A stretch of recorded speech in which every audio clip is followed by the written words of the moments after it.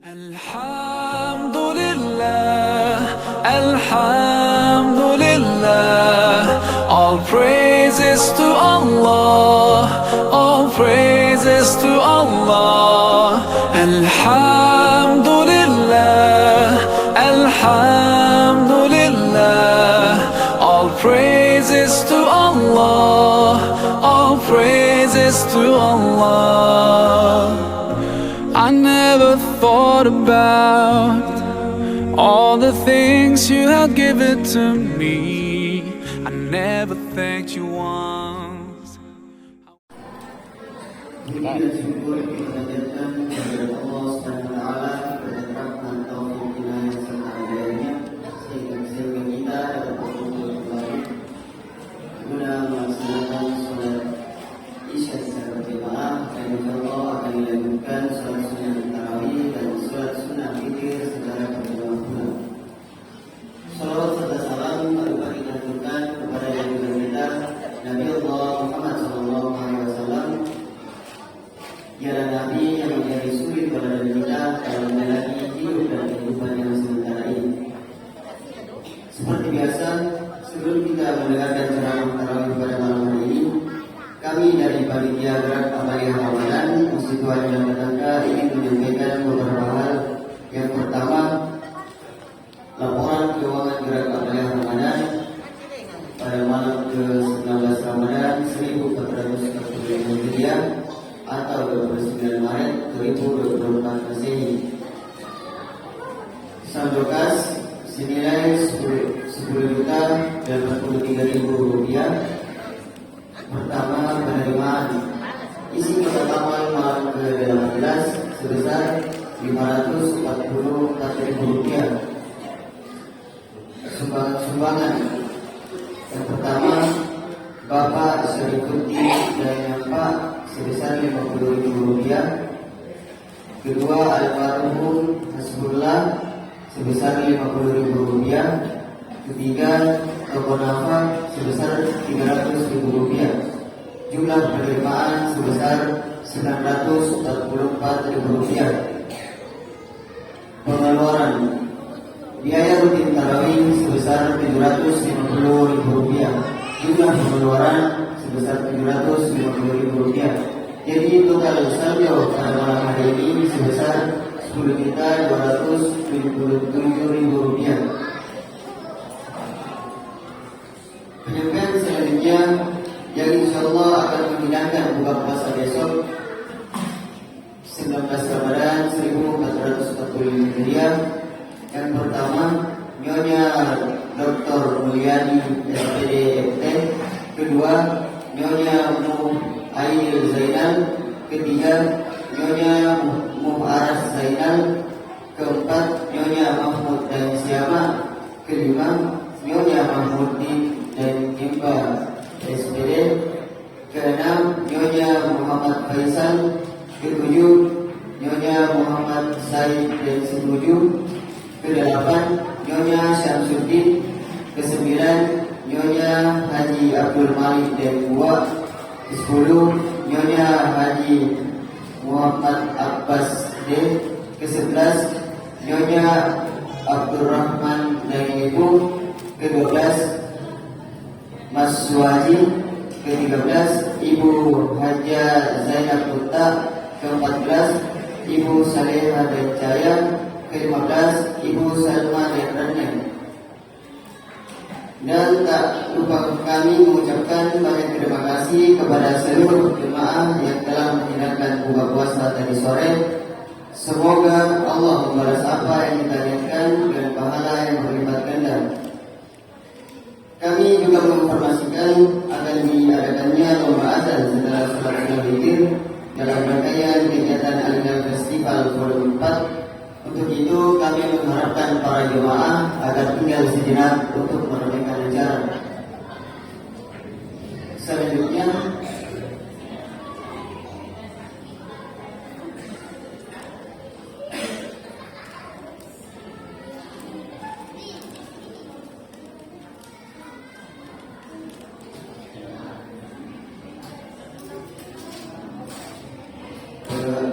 ada penyerahan hadiah, ada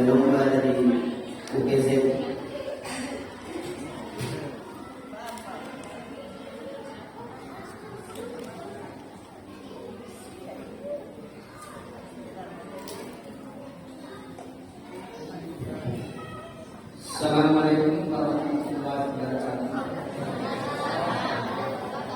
Alhamdulillah wa syukurillah kita panjatkan puji syukur kehadirat Allah Subhanahu wa taala. 2 hari yang lalu perusahaan parfum dari kawasan Timah Makassar memberikan infak kepada kegiatan-kegiatan Masjid Wah Katakanlah termasuk perubahan Al-Hilal Fest. Dan kedua, tadi malam kunjungan safari dari pengurus Nahdlatul Ulama Kecamatan Sumbawa juga memberikan infak Al-Quran dan saya simpan di perpustakaan. Sedangkan parfum untuk hadiah lomba bagi peserta lomba Al-Hilal Fest saya akan serahkan kepada ketua pengurus Al-Hilal Fest.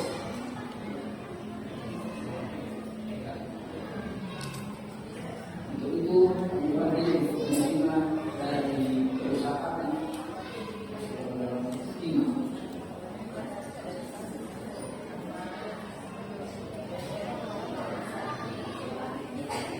Ini adalah parfum dari sabun-sabun minyak-minyak wangi rempah-rempah semua, dan juga lipstick bibir untuk mengerat-erat bibirnya.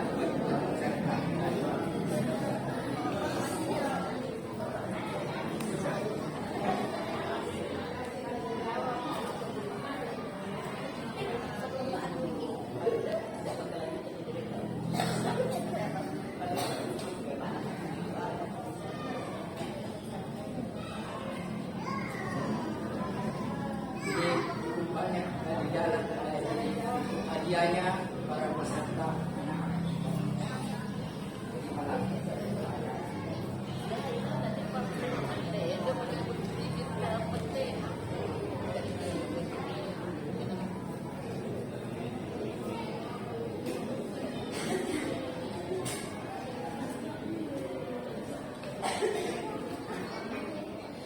Itulah tadi penjelasan hadiah dari UPZ.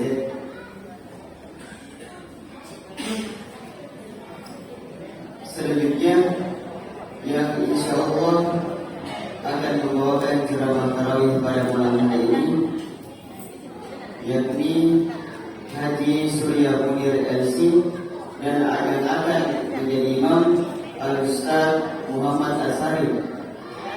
Sekian penyampaian dari kami. Assalamualaikum warahmatullahi wabarakatuh. Kepada Al-Ustaz Haji Surya Munir LC, dipersilakan.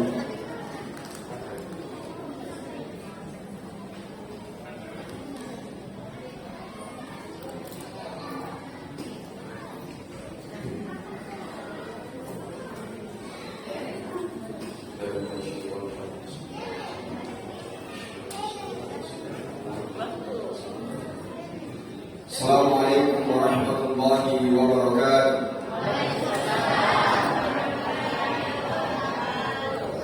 Alhamdulillah, alhamdulillahilladzi rasala rasulahu bil huda wa dinil haqq liyudhhirahu 'ala ad-dini kullihi walau karihal musyrikun. Asyhadu an la ilaha illallah wa asyhadu anna Muhammadan abduhu wa rasuluhu al-mab'uts rahmatan lil alamin.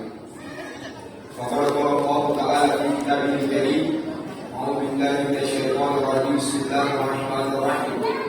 وإذا سألك عبادي عني فإني قريب أجيب دعوة الداعي إذا دعاني. وقال أيضا: ادعوني أستجب لكم. ثم قال رسول الله صلى الله عليه وسلم: الدعاء هو العبادة. ثم قال: أقرب ما يكون العبد من ربه وهو ساجد فأكثر الدعاء. صدق الله العظيم وصدق رسوله الكريم ونحن على ذلك من الشاهدين والشاكرين والحمد لله رب العالمين. Bapak, Ibu, saudara-saudari sekalian yang saya hormati. Sebelum saya memulai ceramah saya ingin meminta pertolongan untuk kita semua yang hadir pada malam hari ini. Kiranya kita sudi untuk menundukkan kepala sejenak sembari mengirimkan al-Fatihah kepada Bapak ataupun Ibu kita, kakek ataupun nenek kita, saudara ataupun saudara kita, serta teman ataupun kenalan kita yang tidak sempat menikmati Ramadan tahun ini. Semoga amal ibadahnya diterima oleh Allah Subhanahu wa taala. Ala hadhihi niyyah wa kullu niyyatin shalihah fi waqtil Fatihah.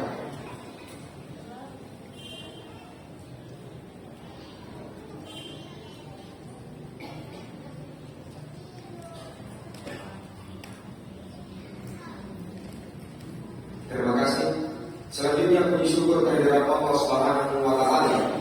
Salawat dan salam semoga tetap tercurah kepada baginda Rasulullah sallallahu alaihi wasallam. Kami mendengar apa? Silakan kita kami ini begini. Biasa. Insyaallah malam ini saya pribadi tidak akan membawakan sebuah ceramah atau kultum tentang mengenai permasalahan Ramadan. Karena sepertinya masuk di nama-nama ceramah-ceramah Ramadan, apalagi bulan Ramadan, amal atau segala macam. Saya cuma ingin membahas sebuah permasalahan ataupun sebuah ibadah di mana biasa ibadah itu biasa di-skip ataupun biasa kita lupa karena ini ibadah adalah ibadah yang besar. Jadi tentang keagungannya doa. Jadi Allah Subhanahu wa taala memerintahkan kita ini hamba untuk senantiasa berdoa kepada-Nya. Doa dalam artian adalah sebuah permohonan ataupun permintaannya hamba, akan tetapi ini permintaan tak harus dibarengi dengan kerendahan diri. Begitupun doa adalah sebuah bentuk ekspresi bahwa kita ini sebagai seorang hamba adalah makhluk yang lemah. Karena apa? Tidak ada daya, tidak ada upaya selain karena Allah Subhanahu wa taala. La haula wala quwwata illa billahil aliyyil azim. Kemudian sama seperti ibadah-ibadah yang lain, doa juga itu merupakan ibadah yang utama. Makanya Rasulullah sallallahu alaihi wasallam bersabda, "Al-du'a huwa ibadah." Doa adalah sebuah ibadah. Nah itu tadi sekedar pengertiannya doa. Kemudian ada waktu-waktu khusus ataupun waktu tertentu di mana ketika berdoa di waktu tersebut niscaya doa ini mustajab ataupun dalam tanda kutip gampang dan diterima Allah Subhanahu wa taala. Meskipun pada dasarnya itu tidak ada batasan waktu ataupun tempat untuk kita berdoa. Jadi tidak ada batasannya, kapanpun dan dimanapun bisa berdoa. Akan tetapi ada waktu-waktu khusus di mana ketika berdoa di waktu tersebut niscaya doa hari ini mustajab. Waktu pertama adalah di setiap sepertiga malam. Ulama membahas kenapa sepertiga malam ini gampang sekali diterima doanya seorang hamba. Salah satu jawabannya ataupun salah satu hikmahnya adalah karena di sepertiga malam itu sebagian dari kita ini ada posisi tidur, tapi sebagian dari yang lain ada yang sudah bangun melaksanakan sholat tahajud, kemudian dilanjutkan dengan mengaji, kemudian dilanjutkan dengan menuju waktu subuh. Makanya menurut ulama hikmahnya kenapa di sepertiga malam gampang diterima doa karena tidak gampang seorang hamba bisa sampai ke sana. Itu waktu pertama di sepertiga malam. Kemudian waktu kedua, sebagaimana kita ketahui bahwasanya bulan itu mempunyai penghulu.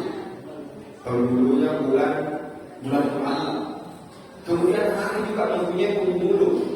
Penghulunya hari Jumat.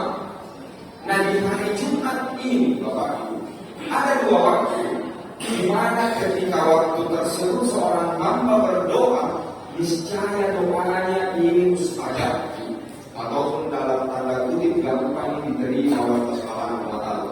pertama, ini sebenarnya khusus untuk kita laki-laki.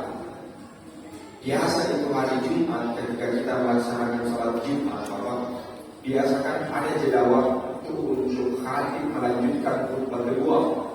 Tadi itu ada jeda waktunya, ada sekitar 5 sampai 10 menit. Makanya jadi heran biasa. Di samping kiri kanan waktu khatib duduk sejenak, ada yang tiba-tiba angkat tangannya Pak untuk berdoa. Ataupun tiba-tiba ketika khatib melanjutkan khutbah kedua, ada yang tiba-tiba langsung mintanya. Berarti orang ini tahu bahwasanya di waktu tersebut doa di antara dua khutbah, apalagi di hari Jumat, adalah waktu yang mustajab untuk kita ini hamba Allah untuk berdoa kepada Allah Subhanahu wa Ta'ala. Itu waktu pertama di hari Jumat. Kemudian waktu kedua, kalau itu perhitungan kalender Hijriah, berganti hari itu sarannya sampai waktu doa ketika masuk waktu maghrib. Kalau diikuti perhitungan kalender Hijriah, makanya kita berbuka di waktu maghrib. Ru'yatul hilal, penetapan satu hilal, penetapan satu Ramadan biasanya pemerintah menetapkan setelah selesai sholat maghrib. Beda kalau ini perhitungan kalender Masehi, baru berganti hari biasa itu jam 12 malam beliau. Nah sebelumnya ditutup hari Jumat, sebelumnya malaikat orang di langit terkait amal ibadah kita di hari Jumat. Sangat dianjurkan sekali untuk kita yang hambanya Allah berdoa kepada Allah Subhanahu wa Ta'ala. Kapan itu? Setelah selesai salat asar. Itu waktu kedua. Kemudian waktu ketiga adalah di setiap sujudnya seorang hamba. Makanya jangan heran lagi, biasa di samping kiri kanan ada orang ketika melaksanakan sholat sunnah ataupun sholat fardunya dia selalu sujud. Apalagi sujud sebelum salam, berarti orang ini tahu bahwasanya di waktu tersebut adalah waktu yang mustajab untuk kita juga berdoa kepada Allah Subhanahu wa Ta'ala. Sebagaimana sabdanya Nabi, "Aqrabu ma yakunul 'abdu min rabbih." Aqrab, keadaan terdekatnya seorang hamba dengan Tuhannya, bahwa sajud, yaitu ketika seorang hamba itu sujud. Makanya doa, makanya telah berdoa karena makanya dia tidak tahu biasa di samping kiri kanan dia selalu sujud. Berarti ini orang tahu di bahwasanya waktu itu adalah waktu yang mustajab untuk kita berdoa kepada Allah Subhanahu wa Ta'ala. Kemudian jangan terlalu rahimahullah. Ada bentuk-bentuknya doa ini kabulkan Allah.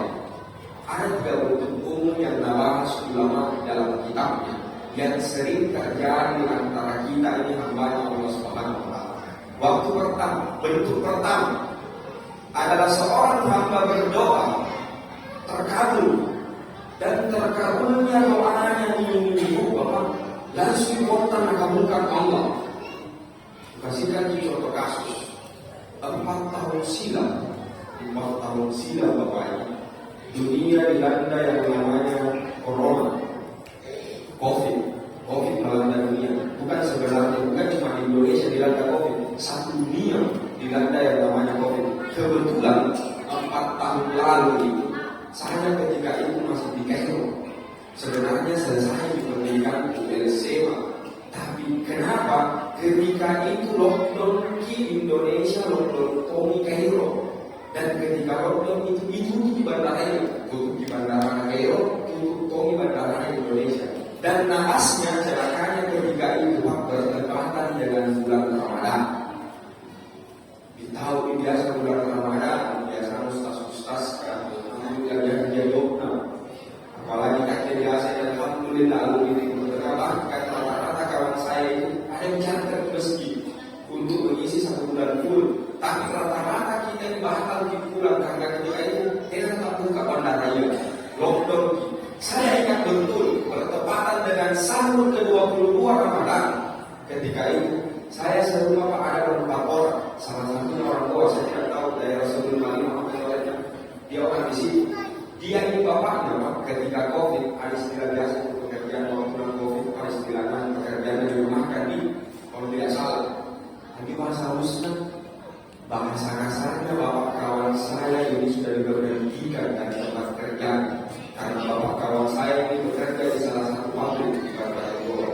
Singkatnya, ketika selesai kita sahur, ada kawan saya bilang, anak-anak, kira-kira dia punya cincin yang dirasa kayaknya ini tidak sampai Idul Fitri bersedia makanan, tidak sampai di lagi tidak biasa mahasiswa ini punya sahur, apalagi punya kaki, mohon maaf biasanya mahasiswa itu ada istilah porsi bunga biasa mahasiswa itu. Dan aslinya ketika itu COVID Pak, tidak ditahu di mana tiba-tiba baru kurang apa segala macam. Bertepatan jam 9 pagi waktu Kairo, tiba-tiba ada yang ketok-ketok mata. Ternyata pihak KBRI yang datang kasihkan kita sembako, obat-obatan, dan yang paling terpenting adalah uang saku. Dan itu uang saku itu bisa dipakai sampai nanti Idul Adha. Baru disinggungi ketika setelah selesai sahur, ternyata langsung dikabulkan karena hanya jam 9 pagi tiba-tiba ada laporan dari KBRI. Itu bentuk pertama seorang hamba berdoa terkabul, dan terkabulnya doanya ini langsung spontan dikabulkan. Kemudian yang kedua, seorang hamba berdoa terkabul, akan tetapi terkabulnya doanya ini ada jeda waktunya sampainya doanya yang terkabul. Kok kan lagi untuk kasus pernah kemanakan ataupun anak saya batanta yang sekolah di Timur Tengah, entah dia mahasiswa Kairo sudah di Maroko, kecuali mahasiswa Saudi. Entahkan saya, salah satu cita-cita luhurnya sebelumnya pulang ke Indonesia itu pasti adalah sebelumnya pulang ke Indonesia setidak-tidaknya bisa dulu umrah dulu, jangan haji karena terlalu mahal haji. Apalagi kita mahasiswa Kairo, kalau dengan Arab Saudi, ibu kayak di perjalanan Jakarta Makassar 2 jam perjalanan pesawat. Dan yang paling terpenting apa? Biayanya lebih murah.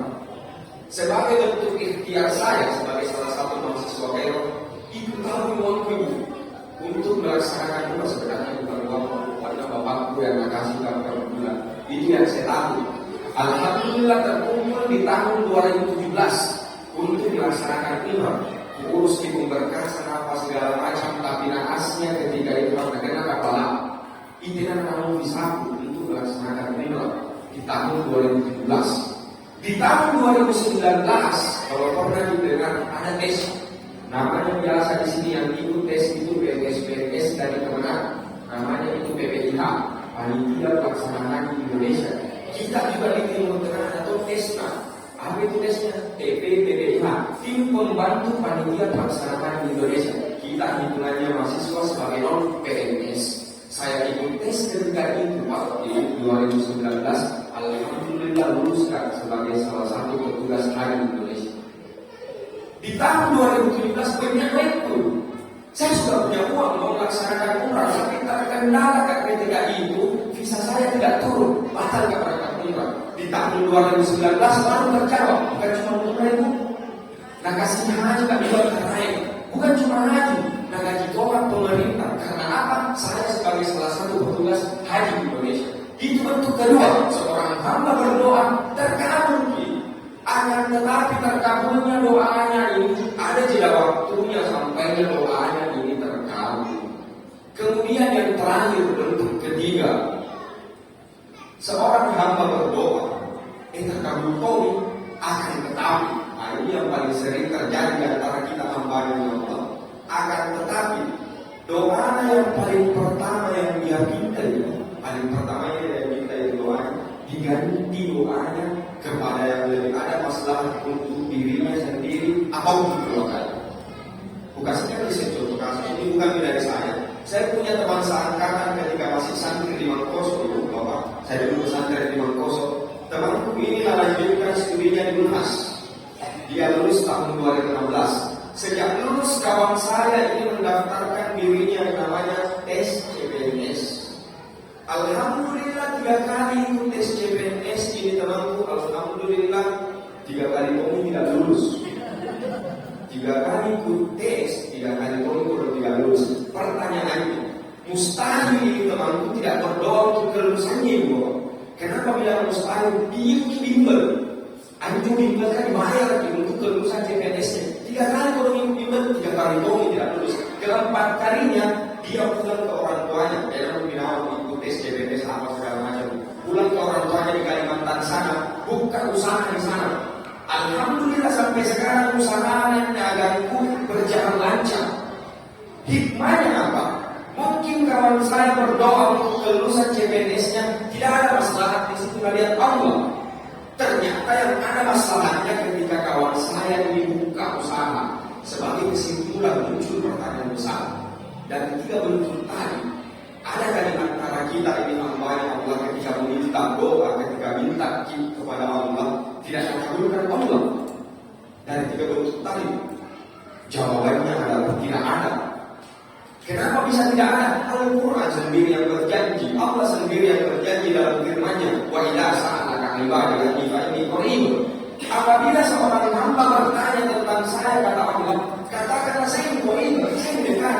Ujibu dakwat da'i tidak ada, kukabulkan doa anak kalau berdoa kepada saya. Di firman yang lain, ud'uni astajib lakum. Berdoalah, niscaya akan kukabulkan. Jamaah tarawih rahimahullah.